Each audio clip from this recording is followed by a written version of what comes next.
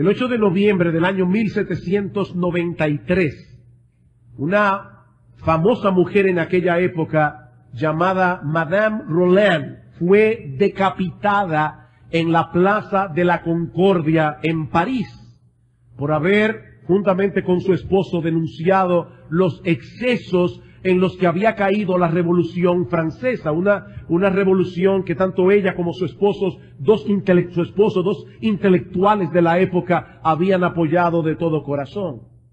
Justo enfrente de la guillotina había una estatua de arcilla que representaba la libertad. Y cuentan que al ser colocada ante la estatua para ser decapitada, Madame Roland pronunció esta frase que se ha hecho famosa: «Oh libertad, ¿cuántos crímenes se cometen en tu nombre? Oh libertad, ¿cuántos crímenes se cometen en tu nombre?». Y mis hermanos, lamentablemente esta es una observación que la historia se ha encargado de ratificar una y otra vez.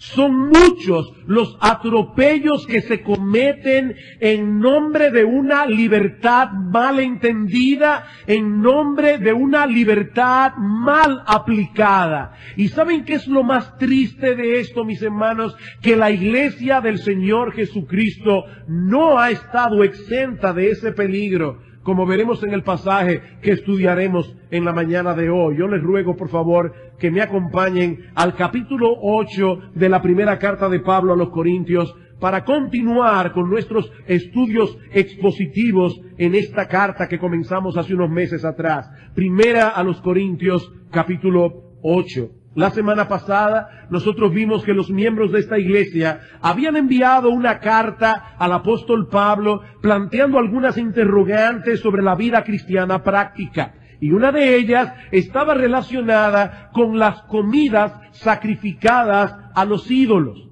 En aquellos días, los sacrificios de animales eran parte integral de la adoración que los paganos rendían a sus dioses.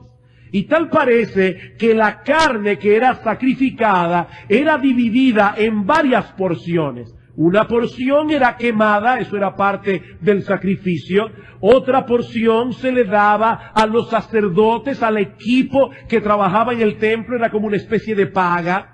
Y la otra carne, la otra porción de carne, era vendida a un precio más bajo o era consumida por los adoradores en una especie de banquete que no solo tenía una connotación religiosa, sino también social.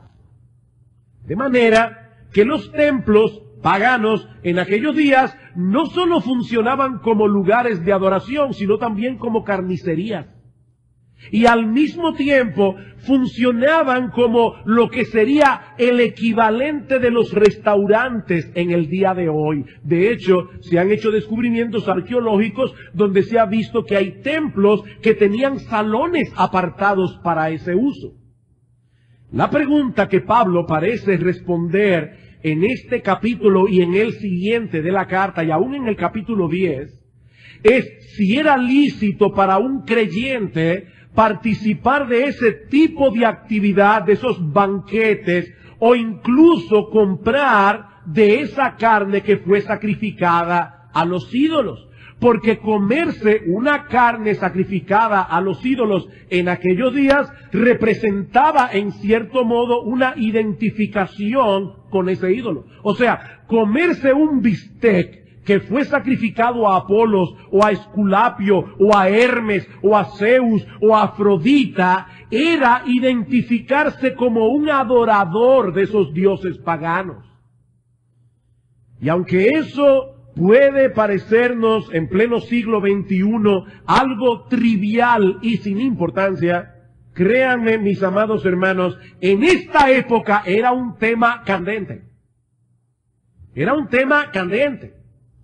Dejar de participar en esos banquetes que se celebraban en el templo implicaba prácticamente aislarse de la sociedad corintia. Era aislarse de la sociedad porque muchos eventos importantes se llevaban a cabo en ese contexto. Es lo mismo que ocurre con los restaurantes en el día de hoy. Hay personas que alquilan restaurantes para cumpleaños, para festejar algunas fechas importantes. Eso mismo ocurría en aquellos días. Por otra parte, muchos de los hermanos de la iglesia en Corinto, que tenían una conciencia más fuerte y mejor informada, no estaban dispuestos a dejar pasar los especiales.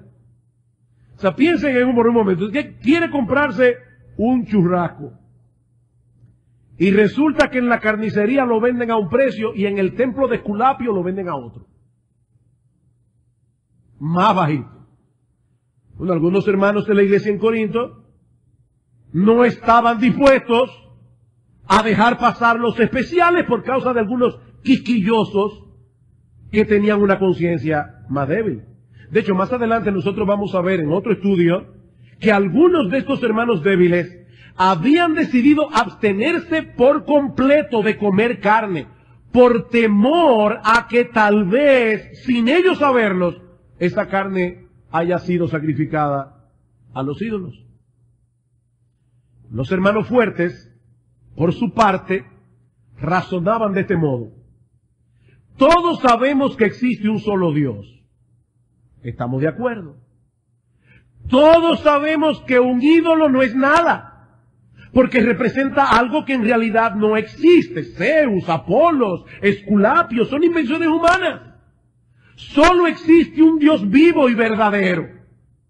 Por otra parte, también sabemos que delante de Dios nadie es más espiritual ni más aceptado por Él porque coma una cosa en vez de la otra. Pablo dice en el versículo 8, si bien la vianda no nos hace más acepto ante Dios, porque ni porque comamos seremos más, ni porque no comamos seremos menos. En otras palabras, hermanos amados, Dios no ama más a los vegetarianos que a los carnívoros. Delante de Dios, lo que usted se coma o deje de comer no tiene importancia.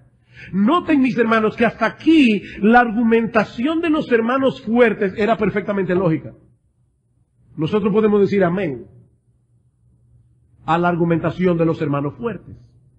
El problema estaba en la conclusión a la que algunos habían llegado a la luz de esos argumentos.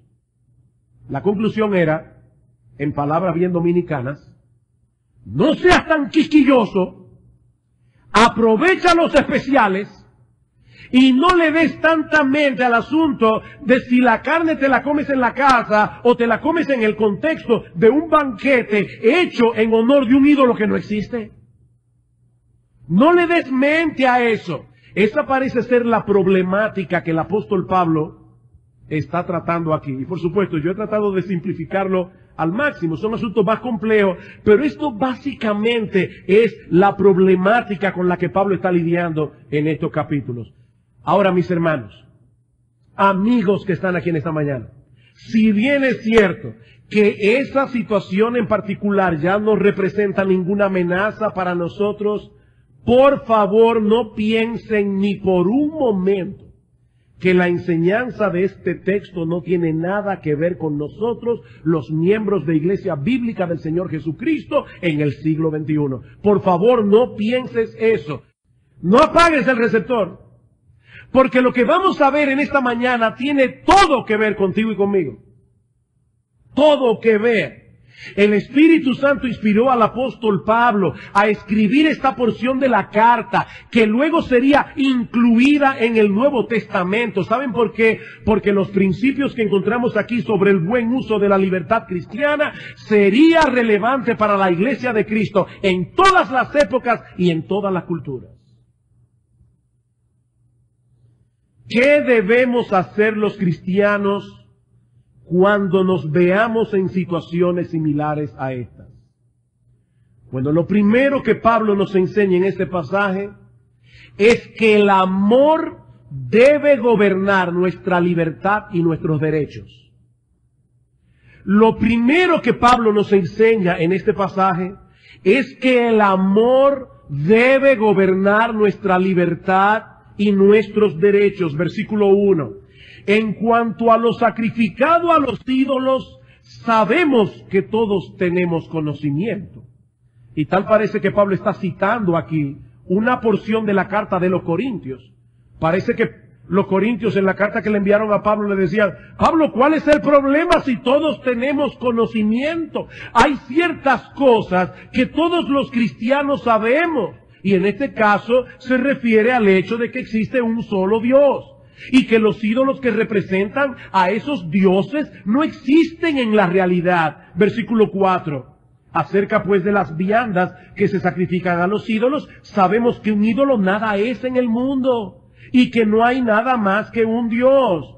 No hay más que un Dios. Pues aunque haya algunos que se llamen dioses, sea en el cielo o en la tierra, como hay muchos dioses y muchos señores supuestos, para nosotros, sin embargo, solo hay un Dios, el Padre, del cual proceden todas las cosas, y nosotros somos para Él, y un Señor, Jesucristo, por medio del cual son todas las cosas, y nosotros somos por medio de Él. ¿Cuál es la enseñanza de Pablo aquí? Que existe un solo Dios y un solo intermediario entre nosotros y Él. Eso es lo que dice en el versículo 6. Existe un solo Dios. En eso estamos todos de acuerdo. Y un solo intermediario entre nosotros y Él. De paso, hermanos, me preocupa mucho cuando oigo a una persona hablar de su relación con Dios sin mencionar al Señor Jesucristo. Hace un tiempo atrás una persona fue a mi oficina y todo el tiempo me decía: no, porque yo conozco a Dios, yo tengo una relación con Dios, yo estoy cerca de Dios. Después de haber estado casi una hora hablando, le dije: fulano, hay algo que me llama mucho la atención de todo lo que tú me has dicho. Tú no mencionas a Cristo por parte. Tú no mencionas a Cristo.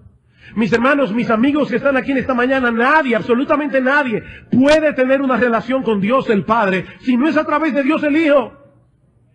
Me preocupa oír una persona hablar de Dios, Dios, Dios, sin hablar de nuestro bendito Señor y Salvador Jesucristo. Como dice Pablo en 1 Timoteo capítulo 2, versículo 5, hay un solo Dios y hay un solo mediador entre Dios y los hombres, Jesucristo hombre. Así que Pablo está diciendo: sí, yo estoy de acuerdo con ustedes, hermanos fuertes de Corinto. Hay un solo Dios, hay un solo mediador entre Dios y los hombres. Sin embargo, ese conocimiento no es suficiente para regular el buen uso de la libertad cristiana. No es suficiente. Porque había creyentes en la iglesia que recién habían salido del paganismo, para quienes los ídolos en el pasado eran entidades muy reales. Muy reales. Y aunque estas personas se habían convertido al Señor, su anterior estilo de vida estaba tan entretejido en su aparato emocional que ellos no podían participar de ese tipo de actividad sin que de alguna manera le molestara la conciencia. Versículo 7.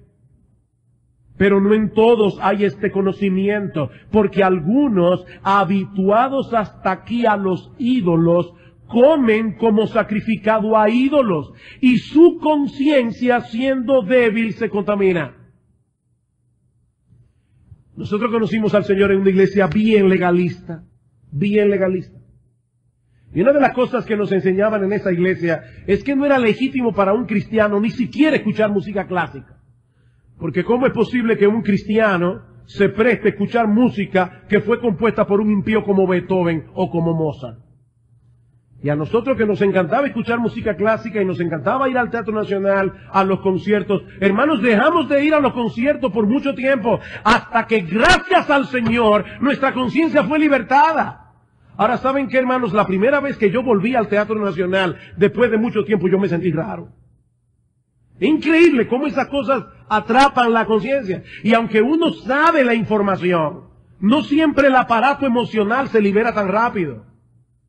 Ahora imaginemos a uno de estos creyentes que acaba de salir de ese mundo de idolatría, ver a un hermano de conciencia más fuerte comiéndose un churrasco en el templo, en uno de estos banquetes. él no se siente seguro en su conciencia de que puede participar de ese tipo de cosas. Pero alentado por la conducta de este otro cristiano, él decide hacerlo.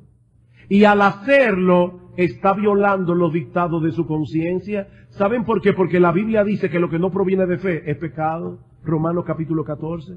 Mira, mi amado hermano, nosotros necesitamos tener una conciencia bien informada. Pero si hay algo que tú sospechas que es pecado, o sea, tú no tienes fe de que eso es correcto y como quiera lo haces, ¿sabes lo que tú estás diciendo? Bueno, Señor, yo no estoy seguro de si esto es pecado o no, pero como quiera lo voy a hacer y no me importa lo que tú pienses. O sea, me estoy arriesgando a que sea pecado.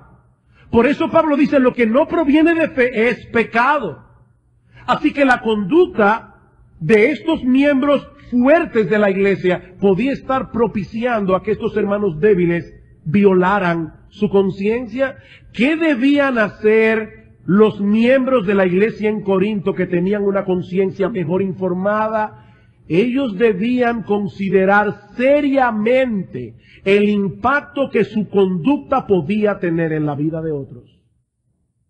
Ellos debían considerar seriamente el impacto de su conducta. En otras palabras, ellos debían darle preeminencia al amor por encima de su propia libertad. Ellos debían darle preeminencia al amor por encima de su libertad. Versículo 8. Si bien la vianda no nos hace más aceptos ante Dios, pues ni porque comamos seremos más, ni porque no comamos seremos menos. Pero mirad que esta libertad, y el texto dice literalmente, mirad que este derecho vuestro no venga a ser tropezadero para los débiles. Porque si alguno te ve a ti, que tienes conocimiento, sentado a la mesa en un lugar de ídolos, la conciencia de aquel que es débil no será estimulada a comer de lo sacrificado a los ídolos, y por el conocimiento tuyo se perderá el hermano débil por quien Cristo murió. Y por si acaso, la palabra perderse allí significa literalmente destruirse. Yo no creo que Pablo está hablando aquí de que la salvación se pierde, más bien es en contraste con la palabra edificar. O sea, tú estás supuesto a edificar a tus hermanos, tú estás supuesto a ayudar a tus hermanos a crecer en gracia, pero lo que estás haciendo es estimulándolos a que su vida espiritual se destruya, a que ellos sufran daños considerables en su vida espiritual. Eso es falta de amor. Sigue diciendo Pablo, versículo 12, de manera pues, de esta manera pues, pecando contra los hermanos e hiriendo su débil conciencia, contra Cristo pecáis. Por lo cual, si la comida le es a mi hermano ocasión de caer, no comeré carne jamás para no poner tropiezo a mi hermano. Eso es verdadero cristianismo. ¿Cuál es el problema? ¿Qué es lo que yo tengo que limitar en mi vida para no ser tropiezo a mi hermano por el cual Cristo murió? Mis hermanos, piensen en esto. Nuestro Señor Jesucristo fue a la cruz del Calvario. ¿Saben por qué? Porque Él no se aferró a sus derechos. Como Marcos leyó en el pasaje de hoy, en la lectura que nos tocaba. Cristo era inocente, Él no tenía por qué ir a la cruz, pero Cristo se dio su derecho, Él se dio su derecho, mi amado hermano, para morir por ti y por ese hermano débil que tiene una conciencia menos informada que la tuya. Y tú vas a actuar de tal manera que destruya la vida espiritual de ese hermano por el cual Cristo murió.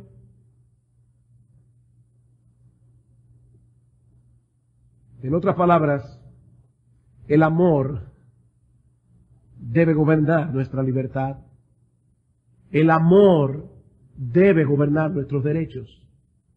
Es por eso que Pablo dice en el versículo 1 que el conocimiento envanece, pero el amor edifica. El conocimiento envanece. No es que haya nada malo en el conocimiento. No, hermanos, no hay nada malo en el conocimiento. Es lamentable que una persona carezca de conocimiento. Pero ¿saben qué? si bien es lamentable que una persona carezca de conocimiento, es una tragedia que carezca de amor. Es lamentable que carezca de conocimiento, pero es una tragedia, hermanos, que una persona que diga ser cristiana carezca de amor. ¿Saben por qué? Porque el amor es lo que edifica. En otras palabras, es el amor lo que nos ayuda a nosotros a seguir creciendo a la imagen de Cristo, a la vez que ayudamos a otros a crecer a la imagen de Cristo. Estamos edificando un carácter, el carácter de nuestro Señor. Dime hacerle una pregunta: ¿qué produce el conocimiento sin amor?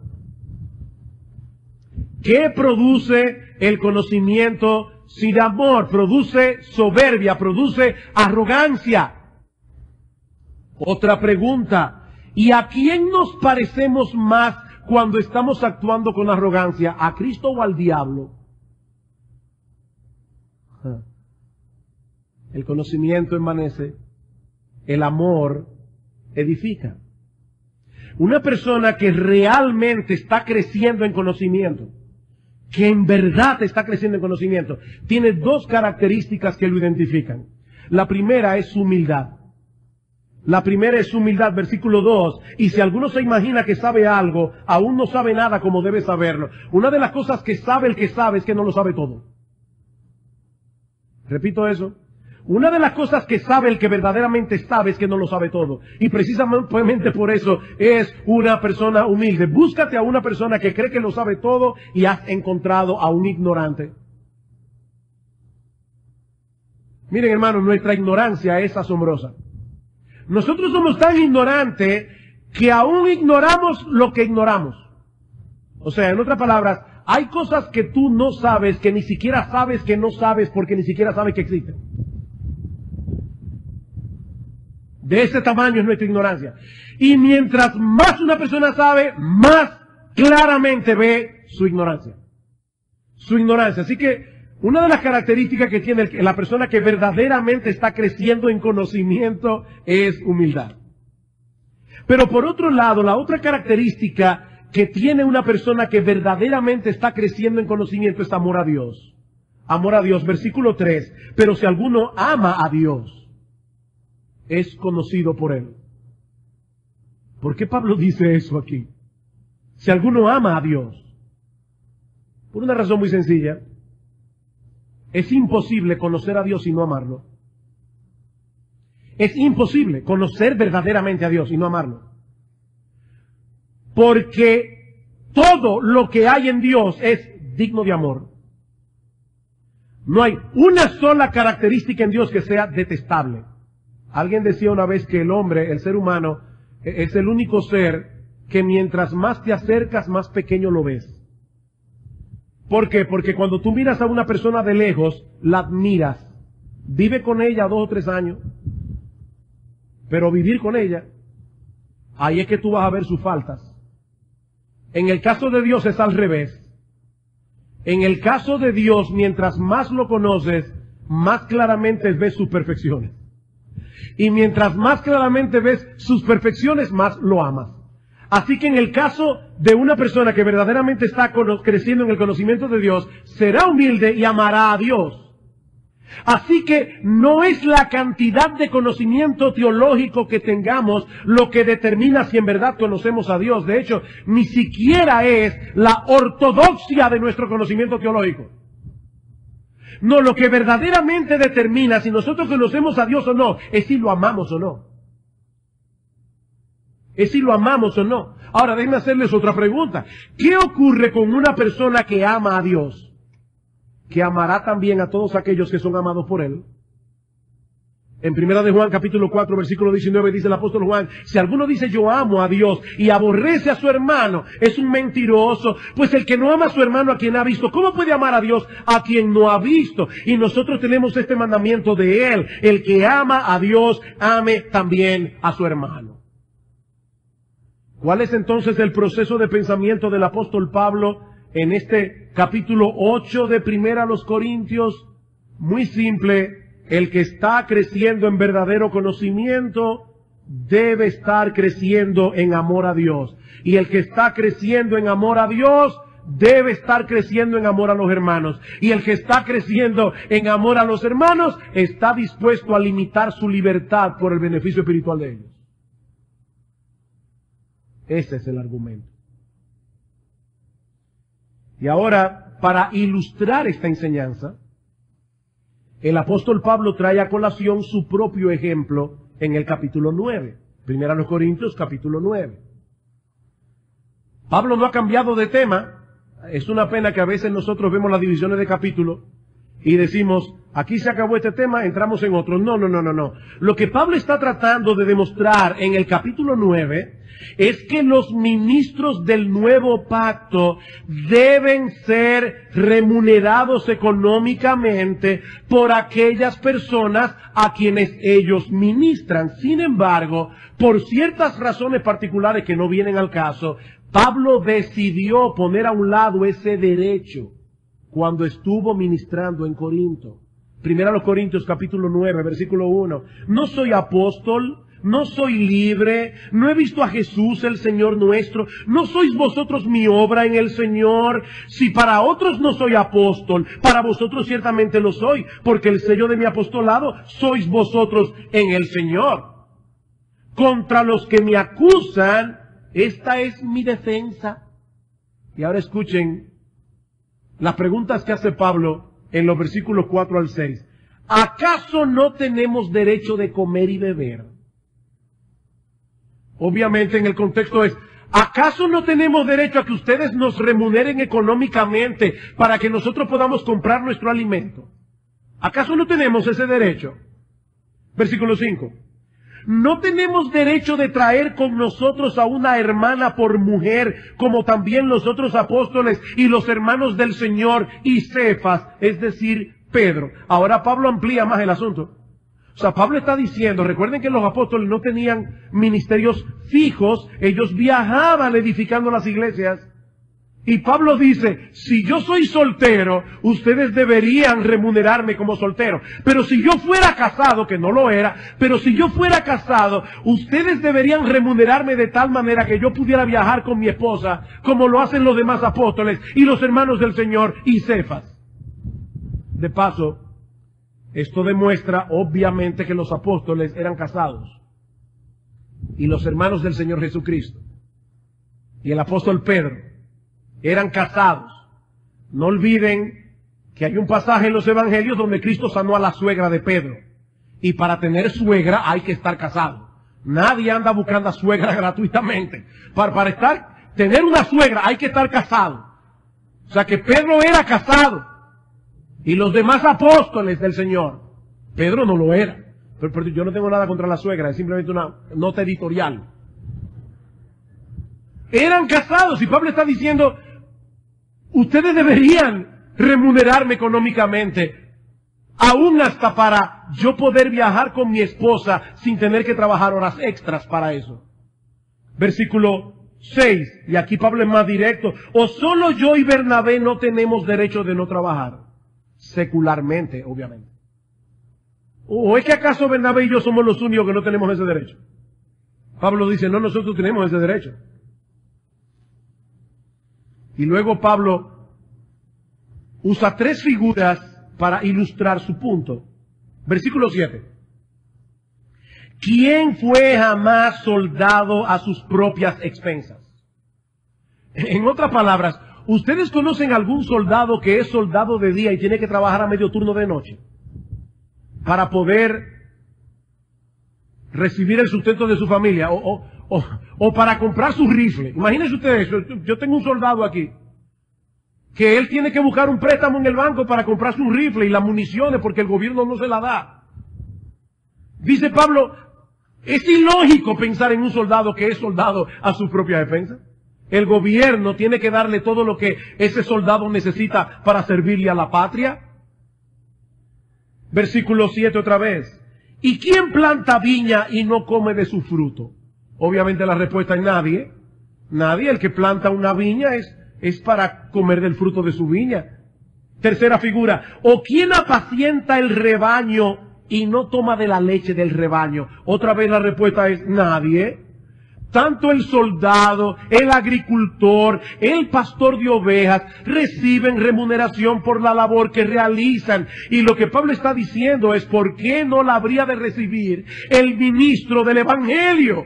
Cuando su labor es tan absorbente, es tan útil, es tan laboriosa como la de cualquiera de ellos, la del verdadero pastor. Ahora, Pablo quiere mostrar en su argumentación que sus consideraciones sobre la remuneración del ministro no se basan únicamente en observaciones pragmáticas, sino en la enseñanza clara de Dios en su palabra. Versículo 8, ¿digo esto solo como hombre? ¿No dice esto también la ley? Porque en la ley de Moisés está escrito, no pondrás bozal al buey que trilla. Hermanos, en la ley de Moisés, Dios hizo provisión para que los hombres no abusaran de sus animales. El buey que trillaba en el campo, que llevaba el trillo, a veces algunas personas le ponían un bozal para que el buey no se detuviera a comer. Y Dios en su palabra dijo, no cometan esa crueldad contra los bueyes. No le pongas bozal al buey que trilla, déjalo comer mientras trabaja. Pero ahora Pablo se pregunta, versículo 10, en otra palabra, ¿no debía aplicarse ese mismo principio al hombre que trabaja en la obra de Dios? Dice en el versículo 9, al final, ¿tiene Dios cuidado de los bueyes?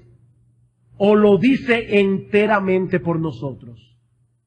Pues por nosotros se escribió, porque con esperanza debe arar el que ara, y el que trilla con esperanza de recibir el fruto.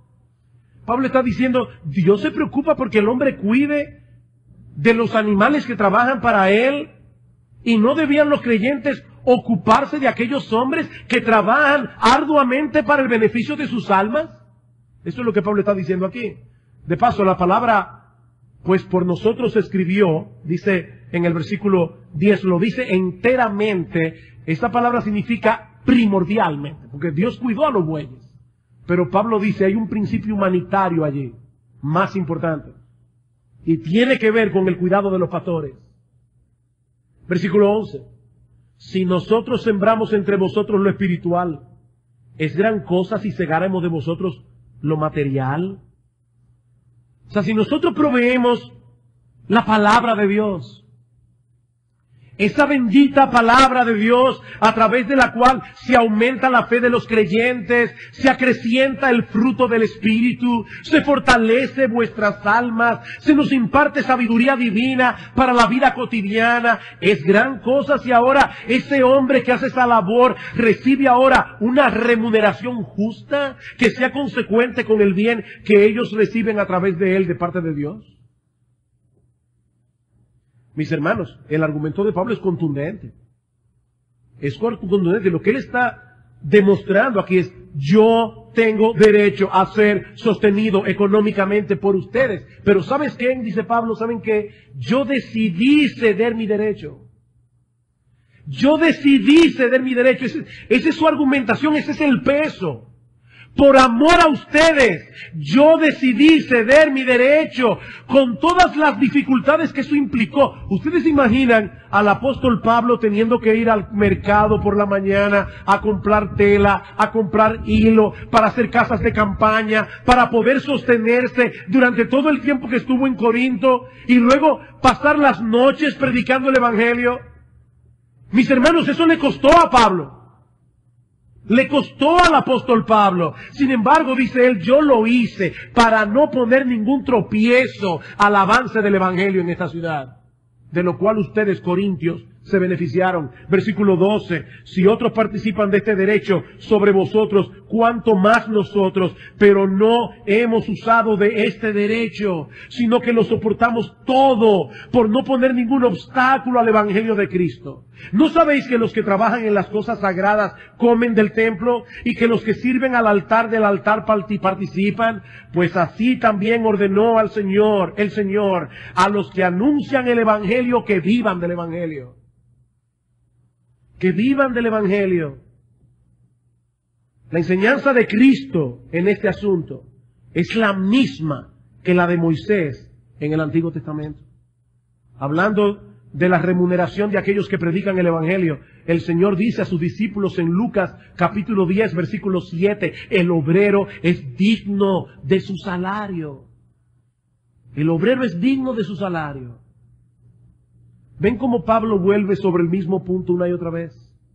Yo tenía derecho a ser sostenido económicamente por ustedes. Eso hubiera sido justo y apropiado. ¿Pero qué hice yo?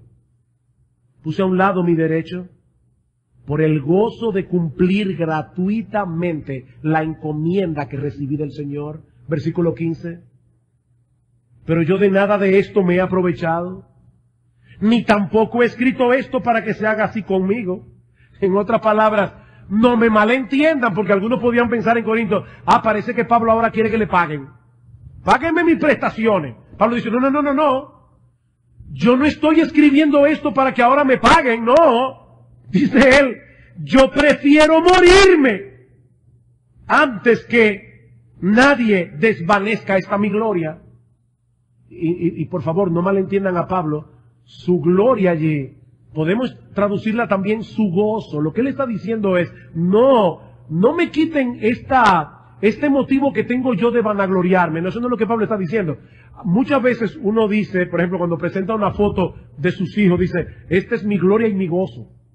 En el caso mío yo lo puedo decir con más, obviamente con más peso, porque yo tengo gloria y gozo. O sea, tengo a gloria a mis hijos, pero el punto es que a veces uno usa la palabra gloria para hablar de algo que le da gozo. Pablo está diciendo, no me malentiendan, yo no quiero que me paguen mis prestaciones. Yo prefiero morirme antes de que alguien me quite este gozo. El gozo de poder presentar el glorioso evangelio de nuestro Señor Jesucristo gratuitamente. Versículo 16. Pues si anuncio el evangelio no tengo por qué gloriarme, porque me es impuesta necesidad. Y hay de mí si no anunciare el evangelio. Por lo cual, si lo hago de buena voluntad, recompensa tendré. Pero si de mala voluntad, la comisión me ha sido encomendada. En otras palabras, yo no tengo opción. ¿Cuál es pues mi galardón? Versículo 18, que predicando el evangelio presente gratuitamente el evangelio de Cristo para no abusar de mi derecho en el evangelio. Queridos hermanos, nosotros tenemos en nuestras manos el más preciado tesoro que un hombre puede tener. El glorioso evangelio de nuestro Señor Jesucristo. Ese es el único instrumento que Dios ha prometido usar para salvar a los pecadores. Así que literalmente hablando, mis amados hermanos, a ti y a mí se nos ha encomendado un mensaje de vida o muerte. Nosotros tenemos en nuestras manos un mensaje de vida o muerte. Y si entregar ese mensaje a otros nos trae problemas en el trabajo, en el seno familiar, con nuestros amigos, que así sea, porque nosotros no tenemos otra opción que predicar el evangelio para la gloria de Dios y la salvación de los perdidos. Nosotros no tenemos otra opción. Por eso es que Pablo decía en 2 Timoteo capítulo 2, versículo 10, yo todo lo soporto por amor a los escogidos. Yo todo lo soporto por amor a los escogidos, para que ellos también obtengan la salvación que es en Cristo Jesús con gloria eterna. Espérate un minuto, Pablo. Si son escogidos, ¿se van a salvar como quiera? No te afanes tanto. Si son escogidos, se van a salvar. Pablo dice, de ninguna manera.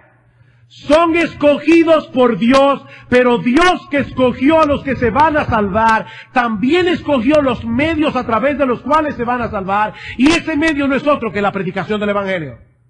Así que yo todo lo soporto, dice Pablo, todo lo soporto por amor a los escogidos. Ahora, mis hermanos, no solo debemos predicar el Evangelio, Y ese es el punto de mi predicación. Nosotros debemos vivir de tal manera que no pongamos obstáculos innecesarios delante del mundo que nos escucha. ¿Y saben qué significa eso? Otra vez, poner a un lado nuestros derechos. Poner a un lado nuestros derechos. Por eso les decía, no piensen ni por un momento que este mensaje no es relevante para ti. Nosotros vivimos en una época donde los benditos derechos son enarbolados como algo intocable. ¡Mi derecho! ¡Ese es mi derecho!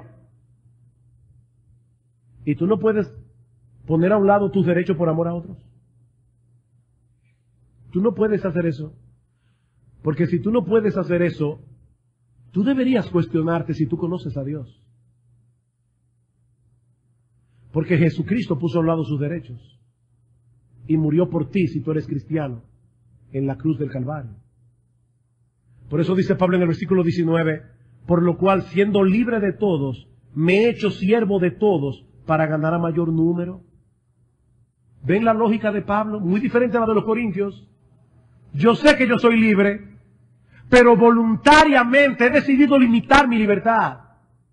Me he hecho siervo de todos para ganar a mayor número. Me he hecho a los judíos como judío para ganar a los judíos, a los que están sujetos a la ley, aunque yo no esté sujeto a la ley, como sujeto a la ley para ganar a los que están sujetos a la ley, a los que están sin ley, como si yo estuviera sujeto a la ley, como si yo estuviera sin ley, no estando yo sin ley de Dios, sino bajo la ley de Cristo, para ganar a los que están sin ley. Me he hecho débil a los débiles para ganar a los débiles.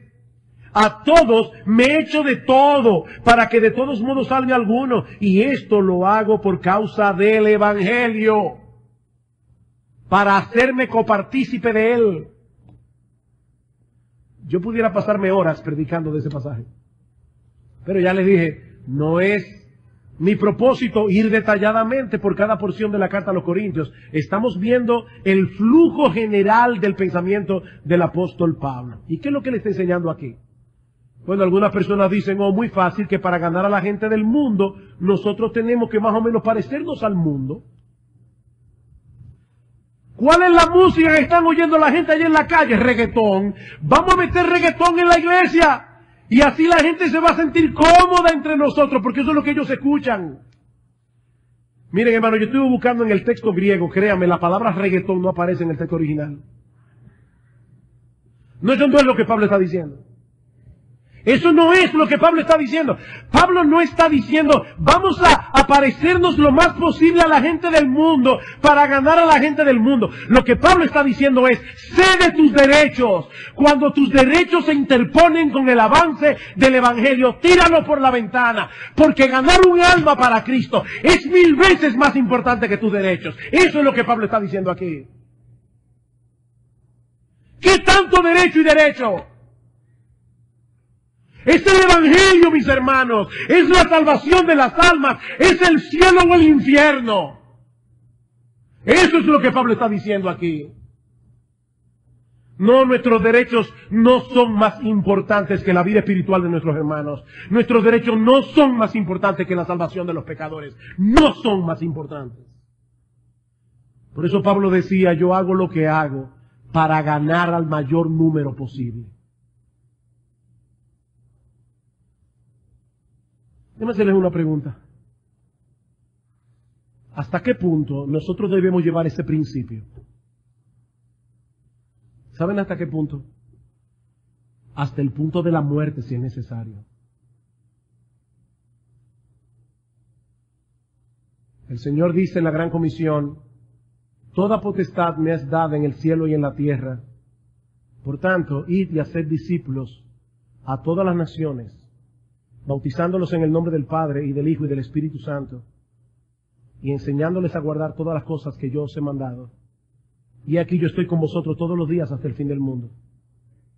¿Saben ustedes por qué hay regiones del planeta Tierra que no han sido alcanzados con el Evangelio? Porque son lugares sumamente peligrosos a donde nadie quiere ir. Y Cristo está diciendo a su iglesia, esta es mi encomienda. Mi encomienda es que ustedes vayan hasta lo último de la tierra predicando el Evangelio. Y si para eso tienen que dar su vida literalmente, den sus vidas. Den sus vidas, si es necesario. Pero, antes de llegar a tomar decisiones tan extremas, ¿por qué no comenzamos con las cosas más sencillas? Miren, hermanos, si a nosotros se nos hace difícil venir a 2 cultos los domingos, estar a tiempo a la escuela dominical y estar aquí en el culto de oración, muy difícil que una persona llegue ahí. Muy difícil. Una cosa tan simple.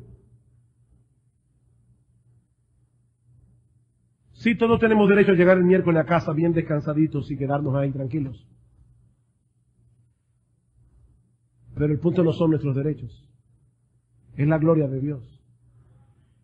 Es la gloria de Dios. Déjame hacerte unas preguntas. ¿Cuántos de nosotros estamos dispuestos a compartir el Evangelio con otros, aunque nos vean como tontos o fanáticos? ¿Cuántos de nosotros que tenemos el Evangelio en nuestras manos estamos dispuestos a quedar de ridículos por causa del Evangelio? ¿O cuántos tienen la disposición a sacrificar una noche a la semana para hacer un estudio bíblico evangelístico en su casa?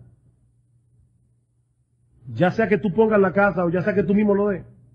O para apoyar a un hermano que está dando un estudio bíblico en su casa. ¿Cuántos estamos dispuestos a sacrificar una noche a la semana? Déjame hacerte una pregunta más difícil. Varones. Y esto va a las hermanas también, porque esos varones van a necesitar casarse con hermanas que tengan el mismo corazón. Pero permítanme, hermanas, por hoy, ya ustedes el fin de semana recibieron mucha enseñanza. Déjenme decirle algo a los varones aquí. ¿Cuántos de nosotros estamos dispuestos, varones otra vez, a cuestionarnos seriamente si Dios quiere que tú sacrifiques tu carrera, que tú sacrifiques tu profesión, que tú sacrifiques tu negocio, por lucrativo que pueda ser, para dedicarte al ministerio a tiempo completo? Y mira, tal vez es la voluntad de Dios que tú sigas adelante con tu profesión, que tú sigas adelante con tu carrera, que tú sigas adelante con tu negocio, haciéndolo con excelencia para la gloria del Señor. Y hasta es posible que Dios te prospere económicamente. No me malentiendan, eso no es pecado. Dios tiene un plan con unos y tiene un plan con otros. La pregunta mía es, ¿tú tienes la disposición a renunciar a todo eso?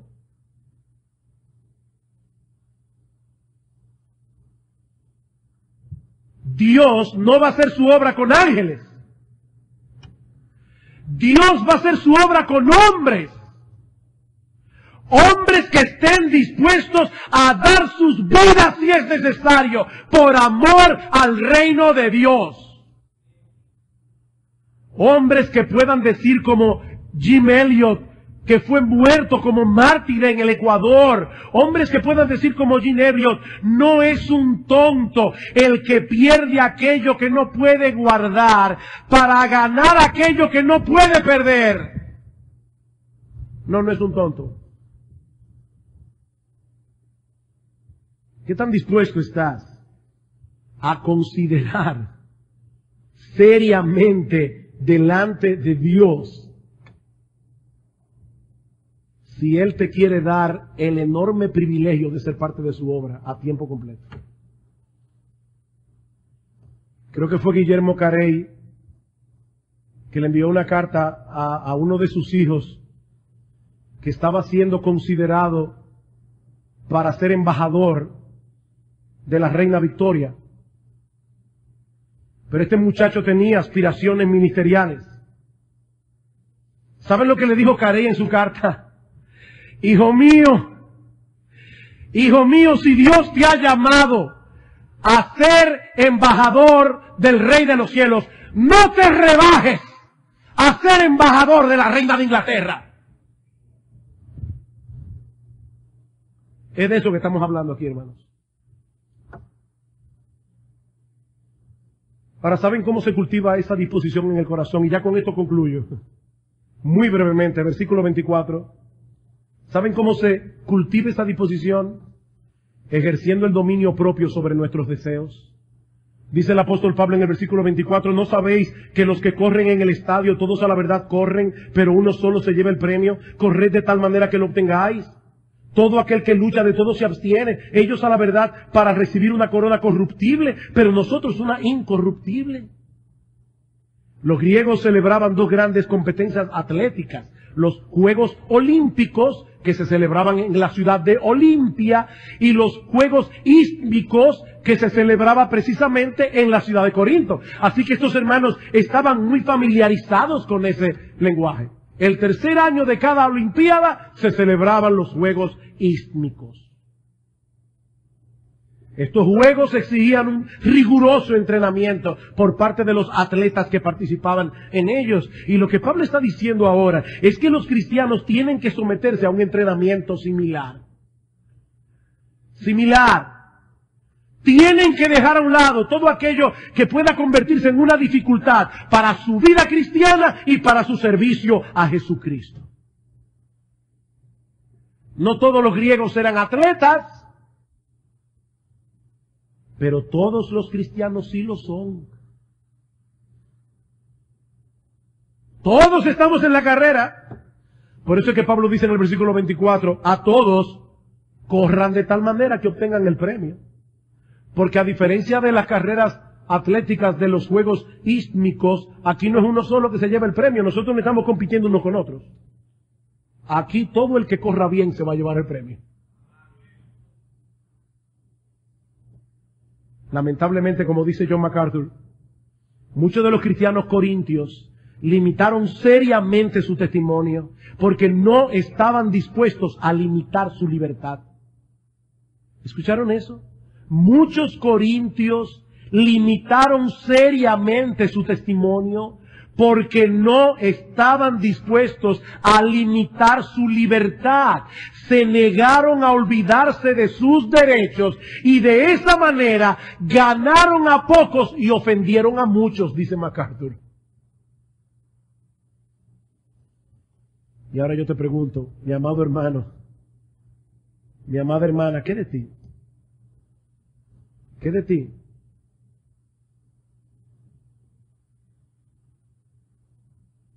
Gloria me leyó en estos días algo que leyó en un libro de una señora bien mayor que había quedado viuda, bien viejecita, y ella pensó, ya yo no tengo ninguna razón para seguir viva. Señor, llévame, era creyente, llévame, Señor. Perdí a mi esposo, no tengo nada.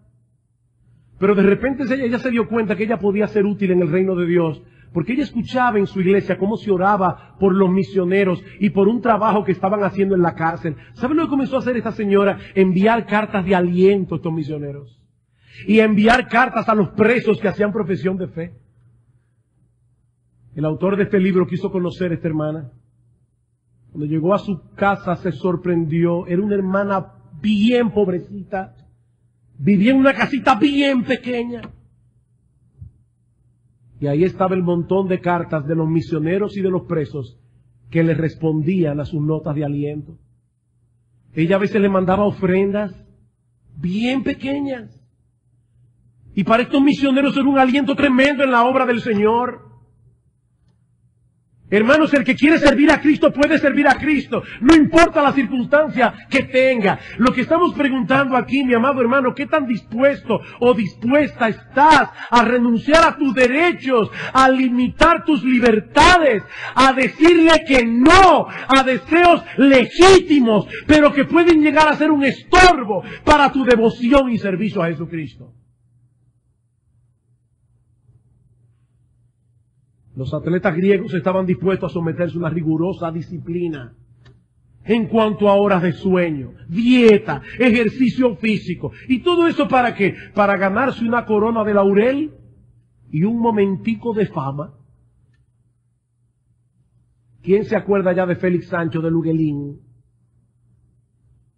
Y aún los que se acuerdan de ellos, ¿qué van a hacer Félix Sánchez y Luguelín Santo con su medalla de oro y de plata si mueren sin Cristo y van al infierno? ¿De qué les va a valer esas medallas de oro y de plata de los Juegos Olímpicos de Londres? Dice Pablo, ellos hacen todo eso para ganar una corona de laurel corruptible.